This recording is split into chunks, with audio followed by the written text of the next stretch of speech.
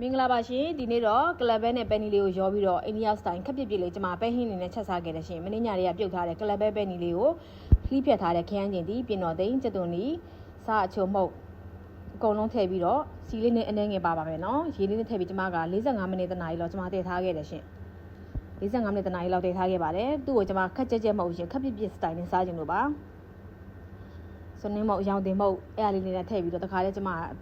ပြုတ်ခဲ့တယ်ပေါ့နော်တည်ခဲ့ပါတယ်စီကတော့အနှဲငယ်ပဲเนาะစီအနှဲငယ်ပါပဲဆိုတော့ကျွန်မနောက်ပိုင်းကြလို့ရှိရင်စီနည်းနည်းလေးထပ်တက်မှာမဟုတ်လို့ပါအရေလေးကိုတော့ခက်မြများလေးနဲ့ကျွန်မနူးပြီးတော့ခြေလို့ကောင်းတဲ့ဖြီကိုကျွန်မထည့်လိုက်တယ်ပေါ့နော်အဲ့ဒါဆိုရေနေလို့ရှိရင်ပဲစီတွေကကြံနေမှာဆိုလို့လေကျွန်မပဲစီအပြောက်စားခြင်းလို့ရှိရင်အဖုံးလေးအုပ်ပြီးတော့တည်ခဲ့ပါတယ်45မိနစ်တနာရီပေါ့ထန်ကုန်တနာရီလောက်ကြာမယ်နဲ့တူတယ်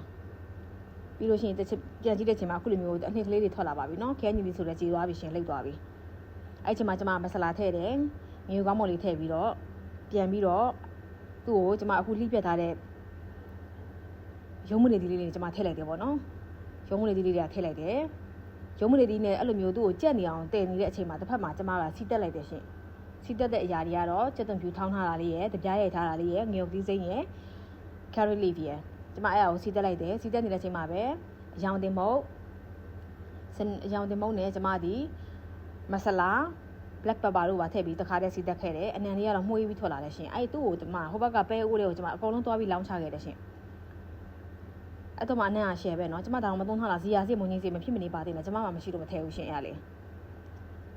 အိုးလေးပါလူပြီးကျွန်မထည့်လိုက်တယ်အခုကြည့်ပါအောင်စားခြင်းစပွဲကောင်းတဲ့ပဲဟင်းလေးတစ်ခွက်ရပြီเนาะအရန်ကိုကောင်းတော့ပါရှင် thank you ပါ